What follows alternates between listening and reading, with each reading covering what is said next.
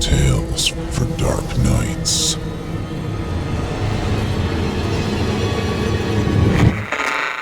Want to make sure you never miss a Chilling Tales for Dark Nights video again? Be sure to subscribe and hit that bell to turn on notifications.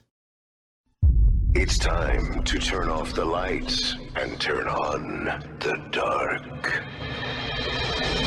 Chilling tales for dark nights.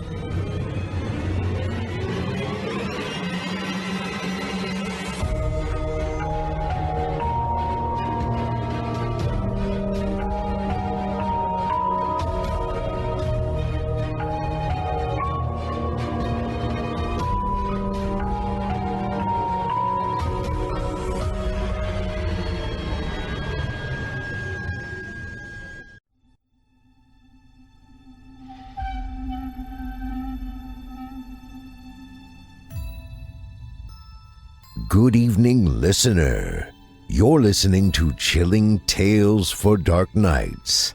On tonight's edition, we invite you to leave behind your safe reality and descend with us into the frightening depths of the most terrifying imaginations with two audio adaptations of frightening fiction about roadside rarities and deadly domiciles. I'm your host, Steve Taylor, and tonight I'll be your guide as we traverse the dimly lit corridors of your... Now, who the hell could that be at this time of night? Hey there, friend. Paul J. McSorley here from Fear from the Heartland. How you doing, Steve? It's awful nice to meet you. Well, hello there, Paul. What brings you here on this dark and chilling night?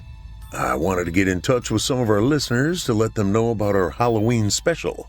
And boy, do we have a good one this year. Certainly. You have the floor, my friend. For our YouTube listeners, some of you may notice that the regularly scheduled program night for Chilling Tales for Dark Nights is different this week.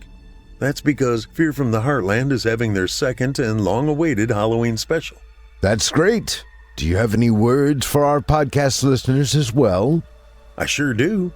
Podcast patrons, head on over to our YouTube channel Monday evening, tonight, to enjoy a fully cast, sultry Samhain special. It's sure to get even the deadest ghoul's heart pumping. That sounds, well, if you don't mind me saying so, Paul-fict. Good one, Steve. Can I do the next part just this once?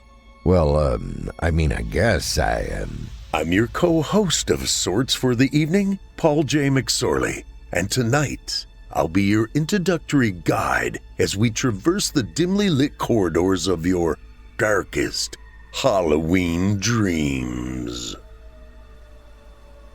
Thanks, Paul.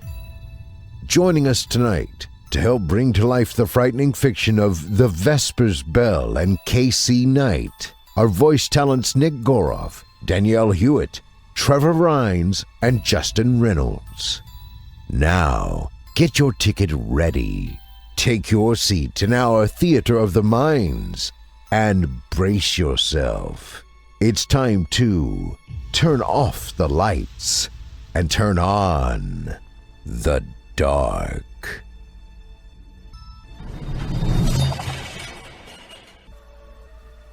Our first tale of the evening is written by The Vesper's Bell and is performed by Nick Goroff, Danielle Hewitt, and Trevor Rines. In it, we'll hear about the wonders of a place that sells one-of-a-kind crimson corn. Sweet and savory, $7 a dozen, cash only. Try their diabolical corn maze and win a secret prize. I can't imagine a more beautiful thing.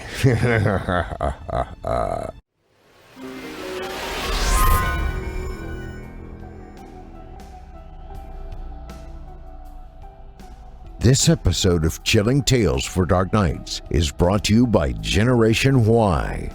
Like podcasts? Like true crime? Silly question. Of course you do. True crime forces us to confront our anxieties and examine our norms and values. And for true fans of true crime, the Generation Y podcast is essential listening. Hosts Aaron and Justin started this podcast in 2012 to dissect some of the craziest and most notable murders, crimes, and conspiracy theories together. 10 years later, they're still at it, unraveling a new case each week. That's almost 500 cases you need to know about. And with Aaron and Justin, you'll become a veritable expert in each one. Stay tuned and we'll dig in deeper. For now, follow the Generation Y podcast on Amazon Music or listen early and ad-free by joining Wondery Plus on Apple Podcasts or on the Wondery app. Follow the Generation Y podcast on Amazon Music or listen early and ad-free by joining Wondery Plus on Apple Podcasts or the Wondery app.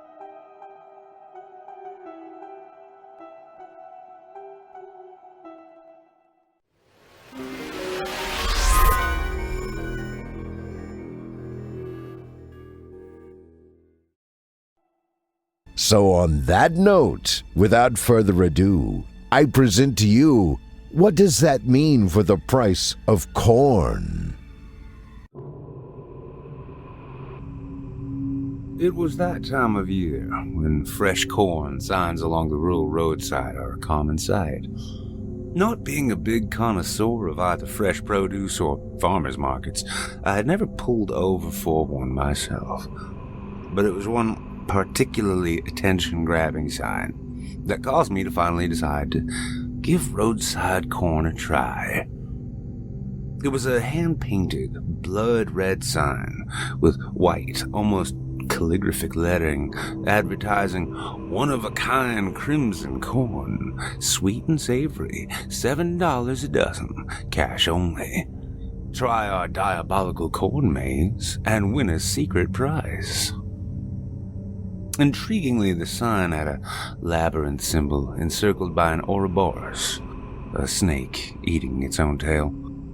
I had never heard of crimson corn and found myself curious enough to make a slight detour to see what it was.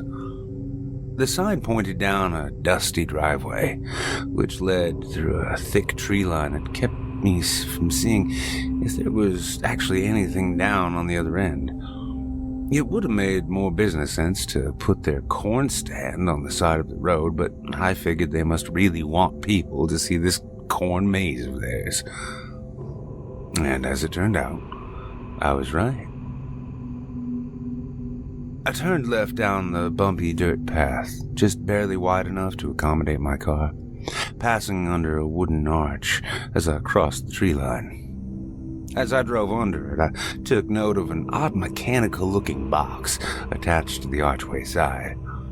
I wondered briefly what it was, but the thought immediately left my mind as I left the trees behind me and entered the farmstead.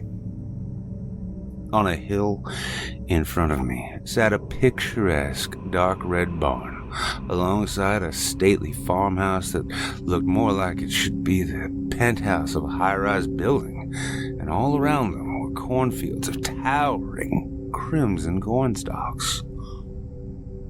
I had naturally assumed that crimson corn had been referring to the kernels, but it was their foliage that was as red as Japanese maples. It was a bewitching sight, such vast fields of surreal-looking corn, swaying and rustling in the soft wind. Even the sunlight felt slightly off and dreamlike, but I chalked that up to the way it refracted off the red leaves.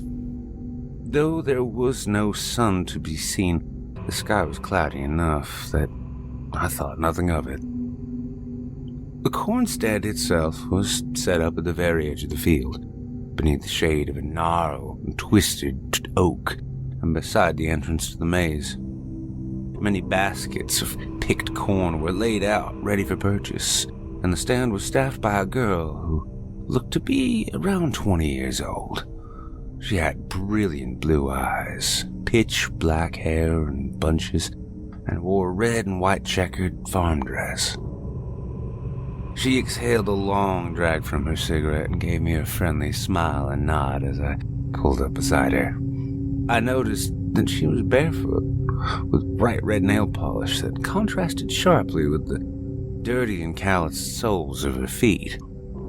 I gave so much attention to her feet that I barely gave a thought to the 3 large, dark creatures lying around them. Hello there, Ducky. Looking for some corn? She beamed. Hello yourself. I've never seen corn like this before. Is this really one of a kind? I asked. Absolutely. It's our own private cultivar of corn. 100% non-GMO. It's pesticide-free, too, so you can even eat it fresh off the stalk. The girl set down her cigarette in an ashtray and picked up a cob of pre-shucked corn, producing a satisfying crunching sound as she bit into it. Red juices squirted outwards and ran down her chin as she looked at me with a suggestive, if obviously mercantile, stare. I can't say it wasn't an effective sales tactic, though, as I found myself stepping towards her and reaching for my wallet. I only stopped when an aggressive snort drew my attention back to the animals at her feet and was surprised to see they were, in fact, large black pigs. Oh, thought those were dogs, I muttered dumbly. I prefer pigs to dogs, she explained, throwing down some unshucked corn for them to devour. They're just as smart, but they haven't been bred for unconditional loyalty. So if a pig likes you, you know you earned it. Sorry if they startled you, but a girl can't be sitting out here and meeting with random strangers without a bit of protection.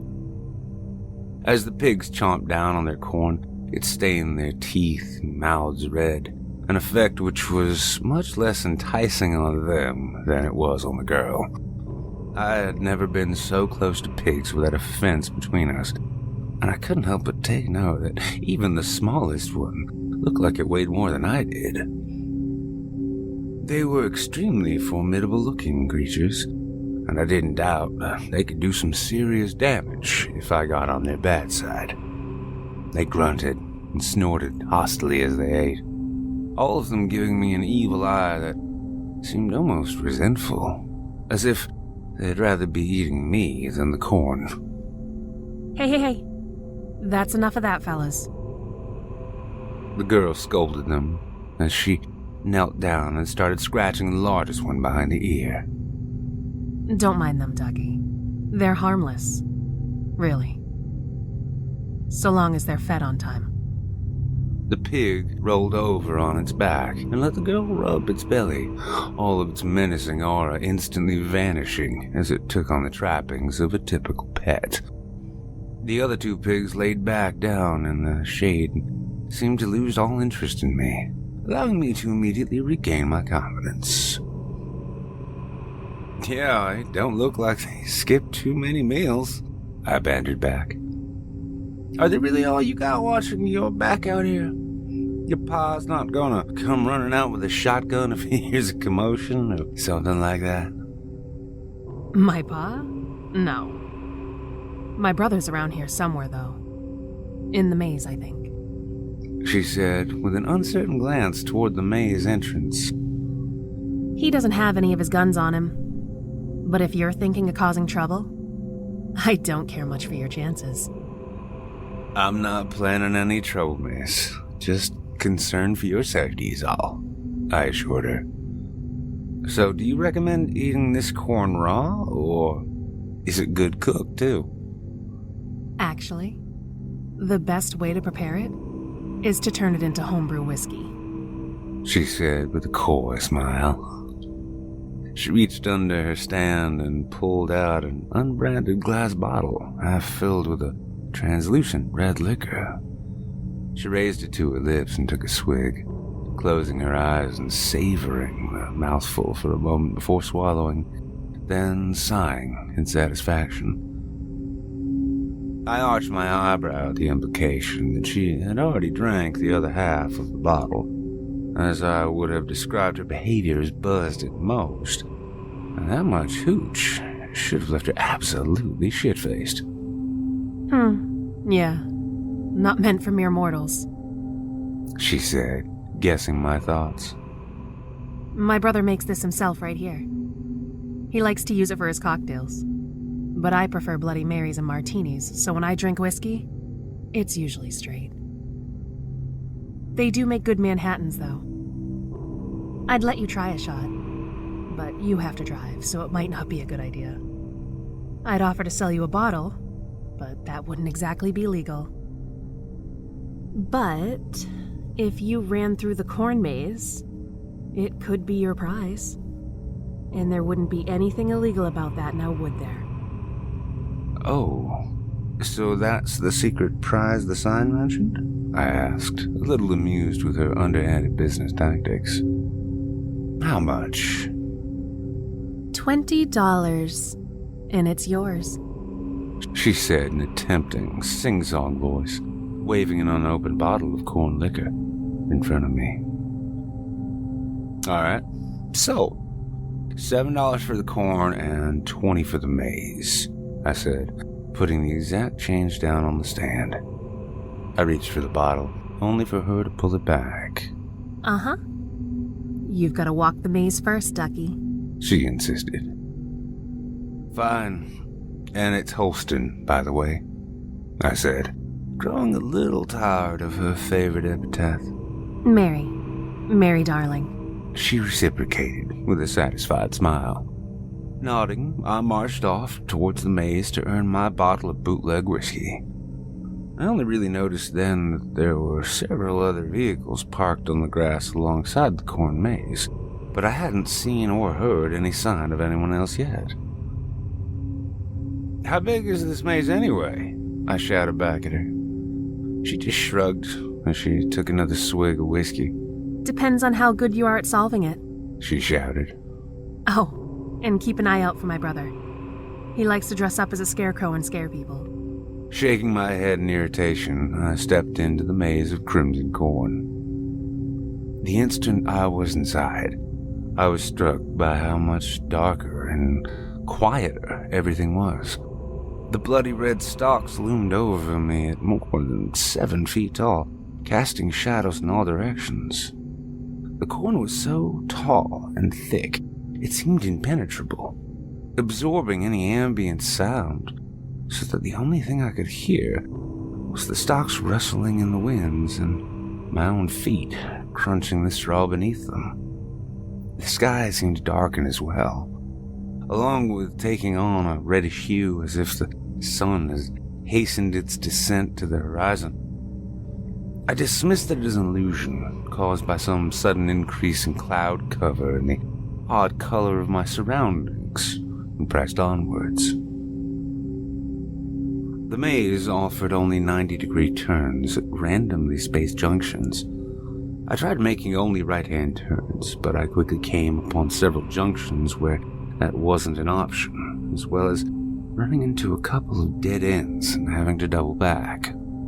Before long, I was completely disoriented and had no idea which way I had come from. I decided to give up on any sort of strategy for the time being and simply wander the maze at random. There were signposts spaced out at irregular intervals, though none of them provided any useful information at all. The signs all had short, scary messages like, "Every way is the wrong way," "You were lost before you started," and "Don't scream, he'll hear you." Since these signs offered only a sort of landmark within the maze, I took out my phone to take a picture of each one as I passed, in the hopes that it would help me find my way out. I saw that I had no signal, which wasn't surprising given that I was a fair way out in the sticks, but it was even enough to raise my anxiety a bit. I was technically lost, with no way to phone for help, and nobody knew where I was. I was so ensconced in the thought that when I looked up from my phone, I nearly hollered out loud at the sight of a scarecrow rising over the corn. I remembered what the girl had said about her brother, and I struggled to tell if the scarecrow was a person or not. The lighting was terrible, and hanging off a post over 12 feet in the air put him at an awkward and unfamiliar angle. Craning my neck and squinting my eyes, I strained to make out every detail that I could. The head was either covered in or made out of a tattered burlap mask with a jagged, crudely stitched smile. There were eye holes, but the space within them was too shattered for me to tell whether or not it had any eyes. The burgundy shirt, coveralls, boots, and work gloves had all seen better days, but none were so ragged as to provide a definitive view of human flesh beneath them. The Scarecrow's head was leaning downwards and pointed directly at me. In his right hand, he grasped a rusty sickle. I stood frozen in place for a moment, staring at the thing and waiting for any sign of movement. When I was sufficiently convinced that no living thing could remain so perfectly motionless for so long, I let out a sigh of relief and continued on my trek down the straw-laden path. Just as I had convinced myself that the girl probably didn't even have a brother and that she had just been messing with me, I heard a loud thud, cushioned by the crushing of straw under booted feet. I spun around and saw that the Scarecrow had leapt from his post and was now standing upon the path. As he stared at me, I caught a glimpse of blue behind its mask, the same bright blue as the girl's eyes had been. "Shit!" I cursed, taking a few stumbling steps backwards, but fighting the urge to flee entirely. "Listen, buddy, I'm just doing this to get a bottle of whiskey. I already paid your sister. This is just a technicality, so I'm not interested in this haunted maze shtick you got going on. Do you understand?" Raising his rusty sickle high into the air, he broke out into a sprint, cackling manically as he raced towards me. Even though I was still about 80% sure at that point that he was simply messing with me, the lingering 20% of doubt was more than enough to send me running like my life depended on it. I zigged and zagged down every turn I could in the hopes of losing the sickle-wielding Scarecrow, not knowing what I would do if I went into a dead end before I could lose him. A brief feeling of relief washed over me when I saw another person walk out of a junction and into the path ahead of me. He looked as confounded as I was by the situation, but unharmed, indicating that perhaps that this was just an unusually elaborate roadside attraction after all. He wasn't able to see the Scarecrow behind me, however, since the pathway was too narrow. "Whoa, hey! What are you doing?" he shouted as I nearly ran him over, pushing him aside and continuing on my way. But when I heard him scream, followed by the sound of steel slicing across flesh down his body, thudding against the ground, I had to look back. The man was lying down with his head to the side and his throat slit open, the blood gurgling in his throat and frothing in his mouth as he still desperately struggled to breathe. The Scarecrow knelt upon his lap and plunged his sickle into his abdomen, slicing through his stomach with a practiced surgical precision.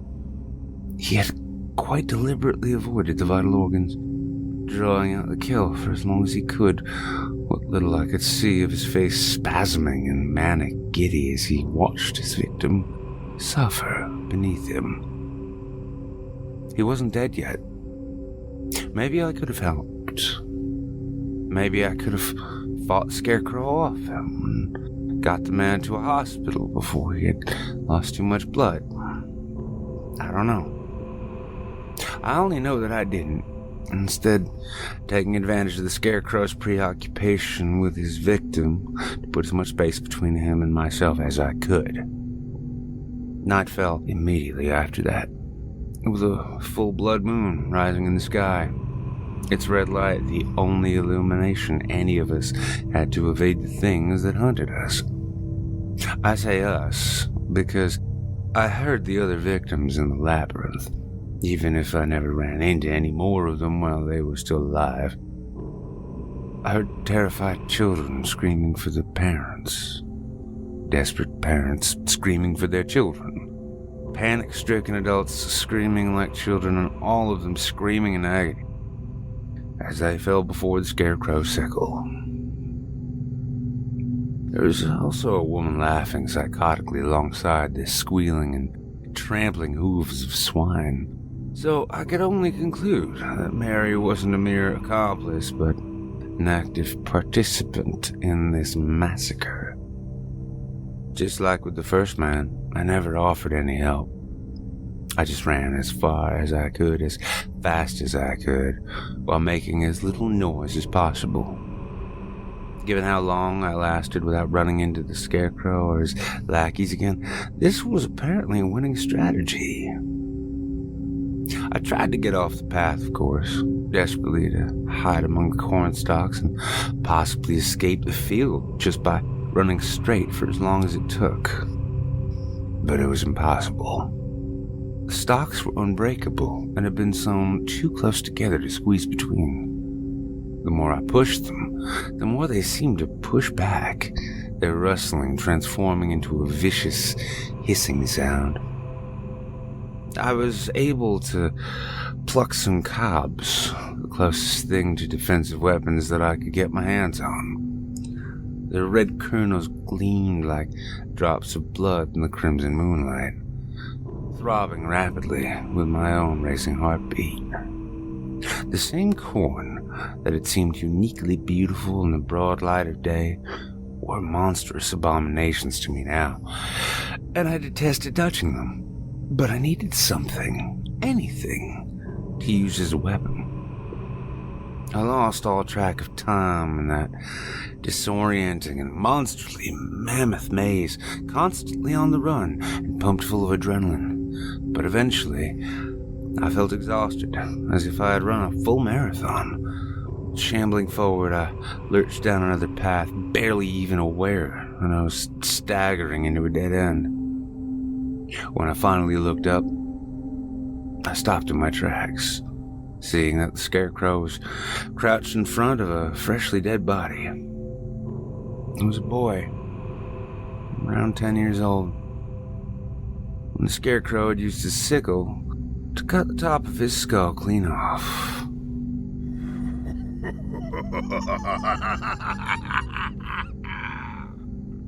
I'm afraid I'm going to be eating your brain, young man. The scarecrow said to his victim, gently petting the exposed gray matter. Cliché as it sounds, I don't have one of my own. But how can you speak if you don't have a brain? The dead child asked with an equally dead expression, his voice flat and his jaw moving up and down like a ventriloquist's dummy. Somehow the scarecrow was using the boy's body as a puppet. Well, I'm not sure, but some people without brains do an awful lot of talking, don't they? The scarecrow quoted. Smiling, he plunged his hand into the boy's open skull, grabbing his brain and tearing it free with a single strong tug. He squeezed it slightly, causing it to drip blood onto his hands and onto the ground below. Let's see if this helps, shall we? Looking directly at me, he placed the brain upon his head, wearing it like a raw, blood-drenched hat. The sum of the square roots of any two sides of an isosceles triangle is equal to the square root of the remaining side. He quoted again, smiling perversely through freshly made tears in his mask. Not knowing what else to do, I threw my cobs of corn at him. He sliced one of them in midair with his sickle, but the rest of them didn't even get close enough for him to bother with. With a condescending stare, he waited for me to make the next move, Deciding that fleeing would be slightly less futile than fighting, I turned around and limped down another path as fast as my wobbly legs would go, my gasps turning more and more into sobs with every step. I didn't hear the scarecrow giving chase, but in a few seconds it was clear why. I had run straight into a large square clearing at the end of the maze, where all the other victims' bodies had been piled up onto a skid to block my path to freedom.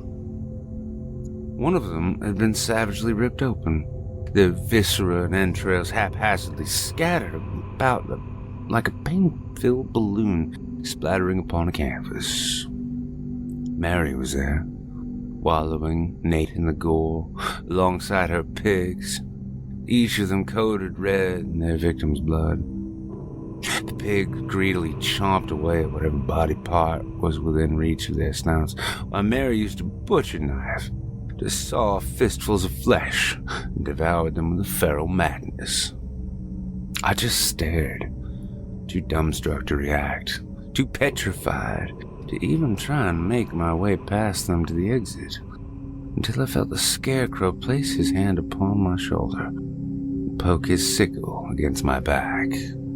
You were supposed to say, "That's a right triangle, you idiot," he said, and I felt the warm, squishy brain being shoved on top of my head.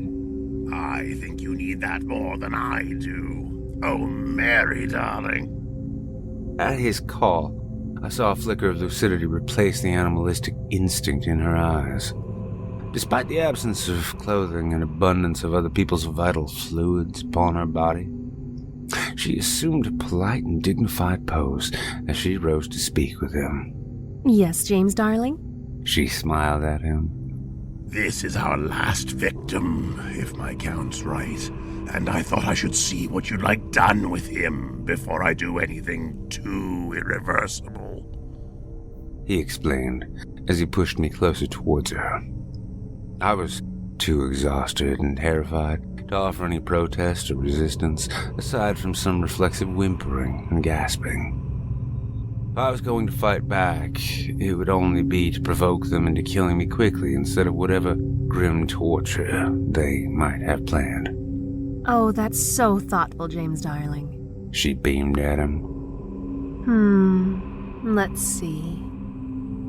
My bloodlust feels pretty well sated, and I think I must have at least 5 pounds of raw flesh inside me. I need to leave some room for a nightcap, or I'll wake up with the shakes. We've got more than enough for the larder and market until our next hunt. So unless you're just itching for one more kill, I say we let him go and call it a night. The largest of the pigs seemed to grunt distastefully at this suggestion, eyeing me with the same hungry look as he had before. He does have another victim's DNA on him. A child's, no less. The scarecrow said thoughtfully. Letting him go like this would be hilarious.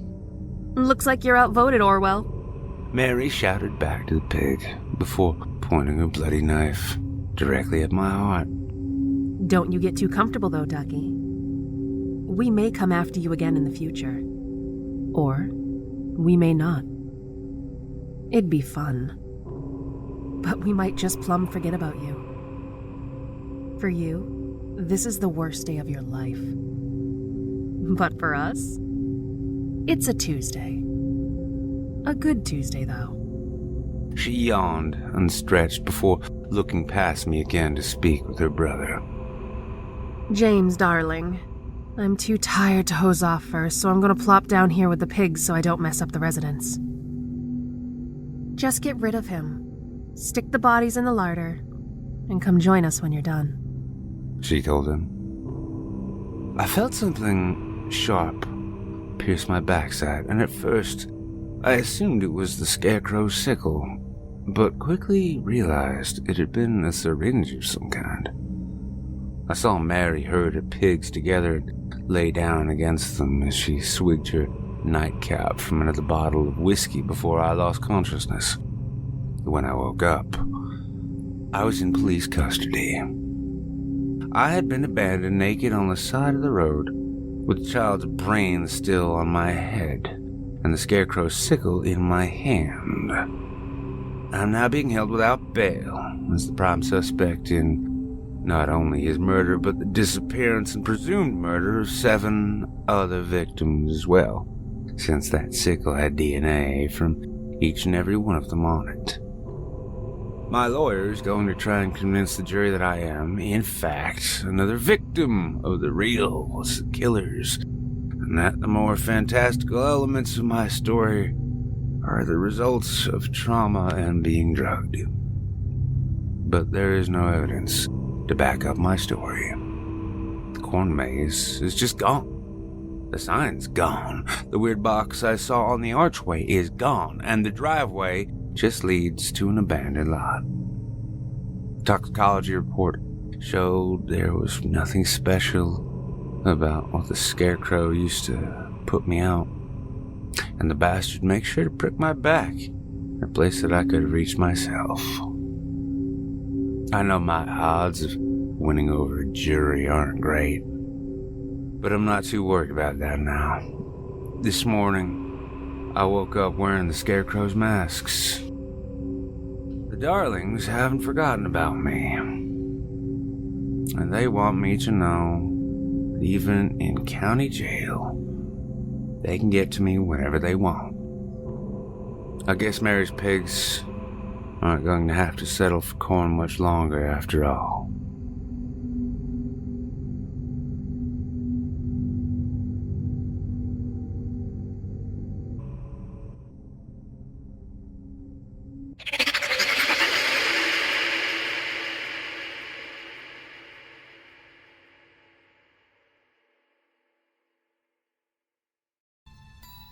I hope you enjoyed What Does That Mean for the Price of Corn, as written by the Vesper's Bell and voiced by Nick Goroff, Danielle Hewitt, and Trevor Rines.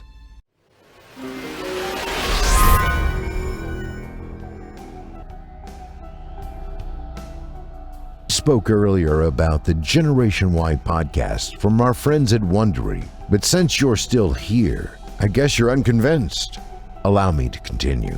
In Generation Y, hosts Aaron and Justin dive deep into some of the craziest and most notable murders, crimes, and conspiracy theories you've ever heard. They take on infamous cases like the Zodiac Killer and the Evil Genius Bank robbery. They've even covered the Tylenol murders. Remember that one? I guarantee you Johnson & Johnson does. Let me put it this way. 1982 was a banner year for Advil. In any case, it's a must-listen. Episode 353. And cover more obscure cases too, like the case of Kimberly Rico, aka the Valentine murder. Picture this. A vivacious young surgical technician and her husband of 9 years celebrate Valentine's Day at a nice golf resort. Then she knocks him out with sacchinacholene and sets him on fire. How could a woman do such a thing? Spoiler alert, a $400,000 insurance policy. She's currently vacationing at the Maryland Correctional Institution for Women. Every episode of Generation Y is a great listen. It's written like a conversation between two friends. They go over every angle, break down theories, examine forensic evidence, and even interview people close to the cases. They're closing in on 500 cases now, so if you're a true crime enthusiast, Generation Y is an encyclopedic source of information to satisfy your morbid curiosity. Follow the Generation Y podcast on Apple Music or listen early and ad-free by joining Wondery Plus on Apple Podcasts or the Wondery app. Thank you for your support and for supporting our valuable sponsors.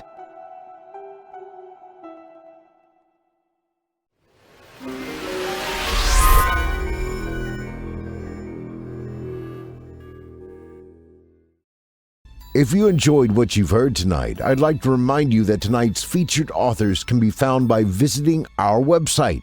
Just visit simplyscarypodcast.com/authors/The Vesper's Bell. That's simplyscarypodcast.com/authors/THE-VESPERS-BELL. Other works by him can be found on Reddit at r/the-Vespers-Bell and on Amazon at Kindle-store-Vespers-Bell. His creations, The Star Sirens, can be found in the novella Madness is Like Gravity, and tales you've heard this evening, among others, can be found in his upcoming Heroic Chronicles Volume 3, due out this fall.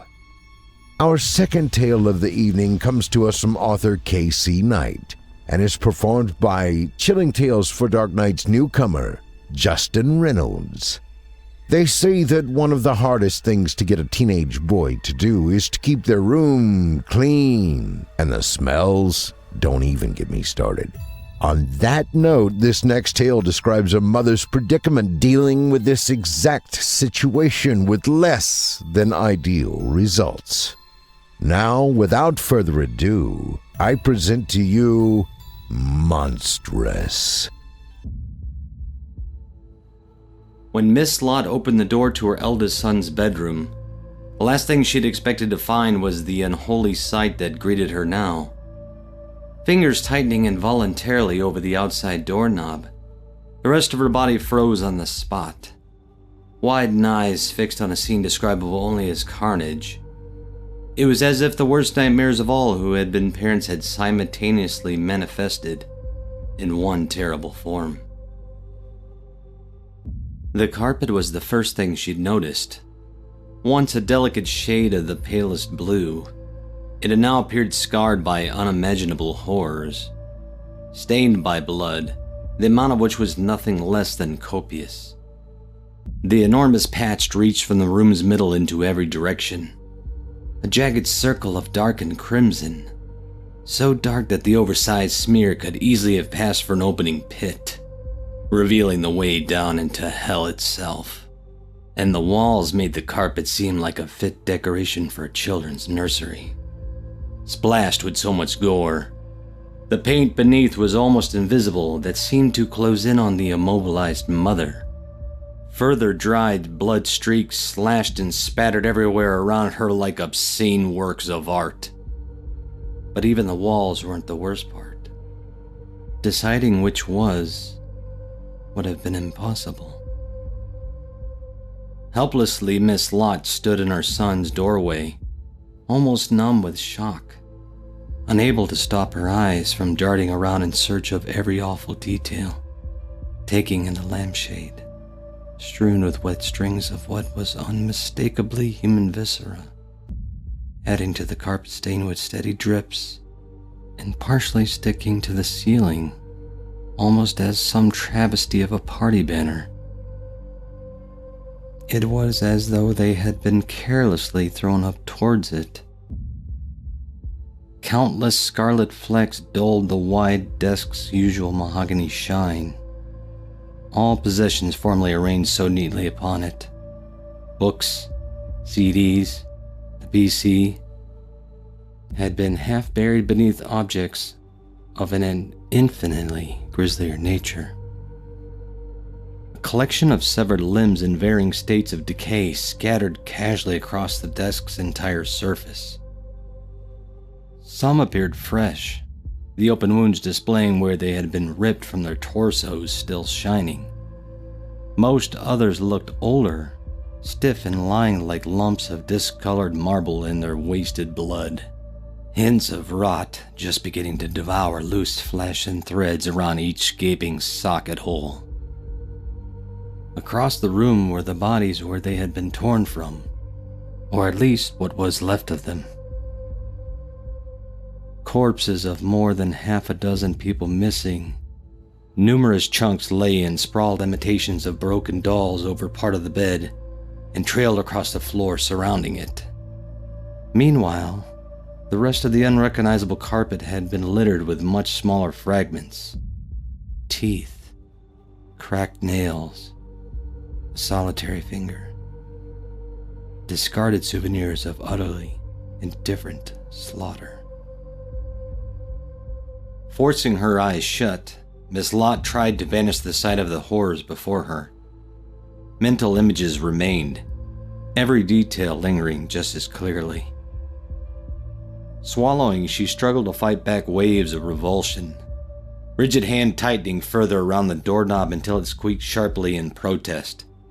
Scarcely noticing, she continued to stare at the abomination her son's bedroom had become. Her son. Her own flesh and blood. How could he be responsible for something like this? Oh, she had her suspicions, yes. An unshakable feeling that he was up to no good. She had not missed the signs. He seemed determined to keep anybody from entering his room, almost paranoid in the way he'd kept its door closed practically at all times, hastily snapping it shut if he heard anyone coming when it was ajar, refusing to even allow his younger siblings inside anymore.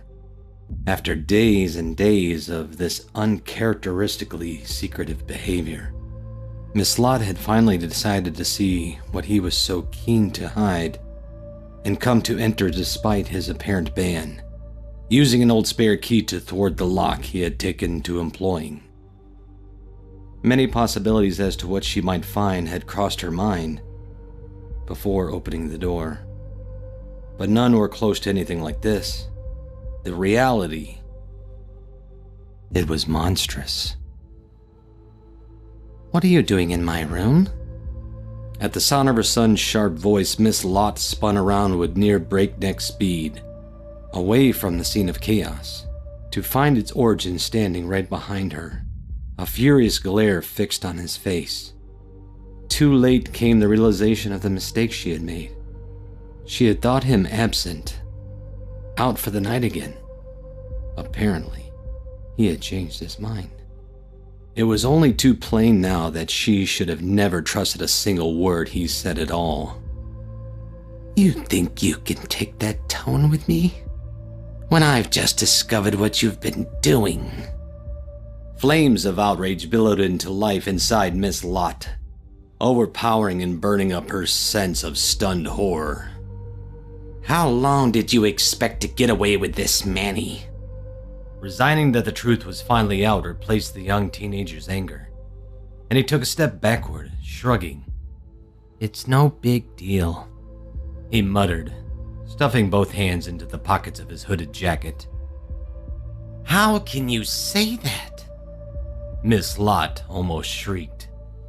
Seizing hold of his sleeve, she dragged her son into the doorway to stand at her side, gesturing wildly at the room and its blood-soaked interior. "Look at what you've done, Manny. It's horrific. How many times did I tell you to tidy your room last month? And now you've made it worse than ever. I've never seen anything like it." Tugging his arm, Manny attempted unsuccessfully to wriggle from her grip. "It isn't really that bad," he whined, somewhat less than convincingly. "And you said I could always bring my leftovers home." In reply, the side of Miss Lott's neck exploded, forcing its way out through the bloodied hole that appeared. A second head quickly protruded, pushing aside the first, which, like a punctured balloon, immediately deflated into a shriveled lump of ruddy-hued skin and coiffed ginger hair. "Don't try to make any excuses for this pigsty." The new purple skin head snapped, glaring down at Manny with a single, even angrier red eye. "We bring leftovers back to store nicely in the kitchen, not to leave lying around in an absolute mess. Your father and I didn't bring you up to be so lazy." As his mother berated him, a long tail ending in several green spikes slid out from beneath Manny's jacket and hung between his legs. "We're the only monsters around here for miles. It's not like we ever get visitors," he mumbled defensively. "That's not the point," Miss Lott retorted. "We have standards in this house, man-eater. I don't spend half my time each day keeping every other room clean just so you can make an eyesore out of yours. You're acting like a complete human. Jeez, Mom, you don't have to be that insulting, her son muttered, head hanging a notch lower at the full use of his name. I mean it! No more solo trips if you can't behave properly on hunting nights. You can go back to accompanying your dad and me when we head out, Miss Lott said flatly, ignoring Manny's complaint of, so embarrassing, grumbled under his breath.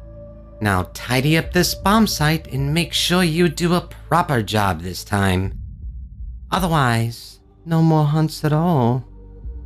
And you'll just have to settle for what the rest of us bring back.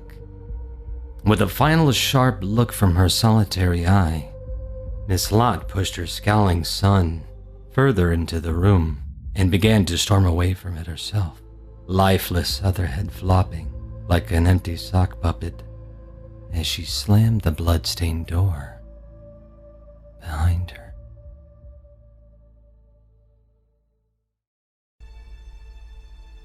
I hope you enjoyed Monstrous, as written by Casey Knight and performed by Justin Reynolds.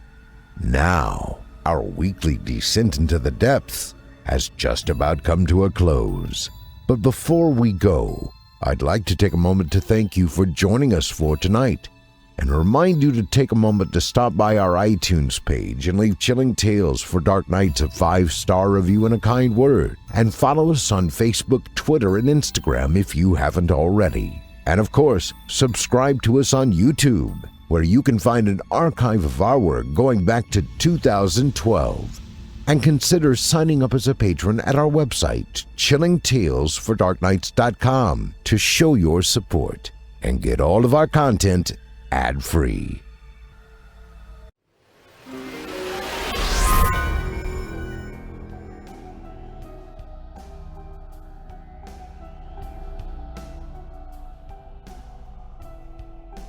This episode of Chilling Tales for Dark Nights is brought to you by Best Fiends.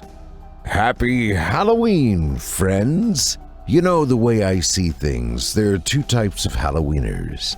Those who put on costumes and walk around the neighborhood begging for candy, and the ones who stay at home ignoring the doorbell and playing Best Fiends. For the latter, myself included, every single day is a holiday. And here are some other benefits, all irrefutable facts. Best Fiends is low in sugar and saturated fat. Best Fiends does not contribute to tooth decay. Best Fiends contains no preservatives. The apples you collect in Best Fiends contain no razor blades. And lastly, costumes are optional. We've got a clear winner here, folks. If you already play Best Fiends, I'm just preaching to the choir. If you haven't yet, you're in for a real treat. I'm talking about a match-3 puzzle/adventure game that's truly fun to play. Imagine you and your army of fiends, that's friends without the R, are on a mission to blow up the bad guys, the slugs, off of Mount Boom. In each level, you'll match 3 or more like objects on your game board to unleash bigger and badder attacks. String enough objects together and unleash Slugmageddon. Your fiends start the game as babies, but as you progress, so do they, developing new skills and attributes. Each level you beat rewards you with coins and keys, chances to level up your characters, and get brand new fiends. Every free moment you get, you'll want to pick it up and beat a few more levels. It's that good. As exciting as it is, Best Fiends is a strategy game. You have to use your head and calculate your moves to get the most effective attacks. That's something I love about it. Whether you're grinding for levels or playing in one of the many events on their calendar, it's a fun, engaging way to spend some time. There's a piñata event going on right now. Break them all and get a new outfit for your favorite fiend. Take it from our loyal listener, Michelle. She just hit level 4,500. A corny solution. Michelle eats slugs for breakfast. That's a figure of speech, of course. I don't know what she really eats for breakfast, but I'm creeping up on level 2,200 myself, and I've got a hankering for some escargot tonight. Mount Boom style. So download your new favorite getaway, Best Fiends, for free today on the App Store or Google Play. You'll even get $5 worth of in-game rewards when you reach level 5. That's friends without the R. Best Fiends. Thank you for your support and for supporting our valuable sponsors.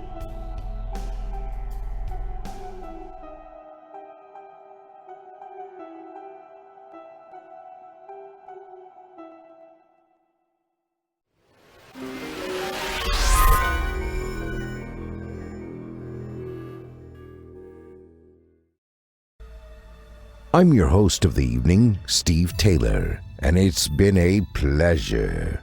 Tune in again next week when we once again turn off the lights and turn on the dark.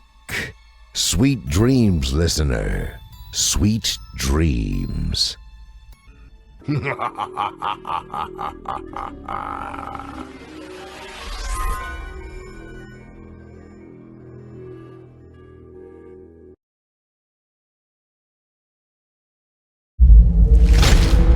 Chilling tales for dark nights.